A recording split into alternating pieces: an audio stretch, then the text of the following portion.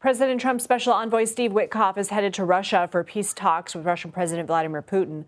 According to the Kremlin, the meeting will take place tomorrow, and a White House source tells us Jared Kushner, the president's son-in-law, will be there. The trip comes after negotiations were held with Ukrainian officials in Florida over the weekend.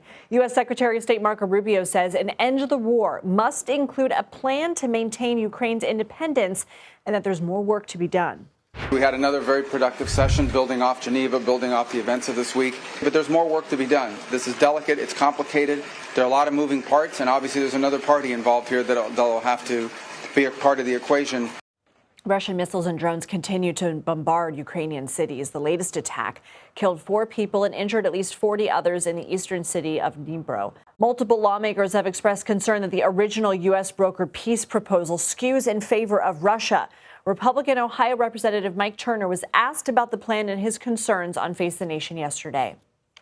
One thing that I think everybody understands is that you can't be America first and pro-Russia because Russia is a self-declared adversary of the United States. It's fielding new advanced nuclear weapons that are specifically targeting the United States. It's constantly attacking the United States with offensive cyber.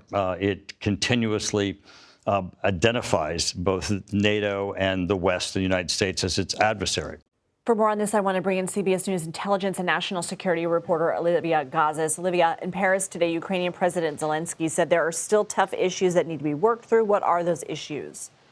Sure. Well, it's the counter-programming, if you will, to the U.S.-Russia meeting that is taking place tomorrow with these recent talks going on in Florida and Geneva. President Zelensky and Macron are now seeking to show continued European solidarity and support for the Ukrainian position, so including on those 2 key terms of territorial integrity and security guarantees. So no doubt these leaders are also going over and comparing notes what the U.S.-led peace push entailed and these recent round of talks in Florida and Geneva. But the main public-facing part of this is to shore up the Western position and shape as much as possible the terms of a settlement before this meeting with Russia begins. Can these talks yield anything, with Russia refusing to back down from its core demand that Ukraine retreats and gives up areas of the Donbas region?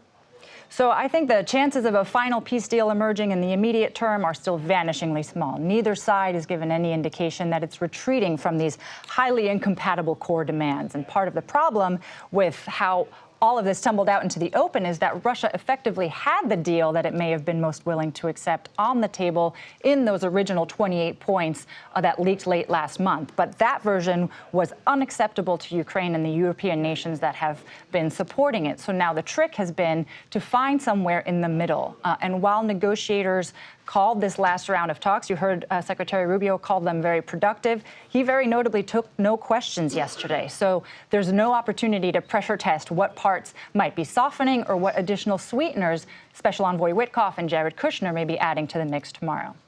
Olivia Gazis, thank you.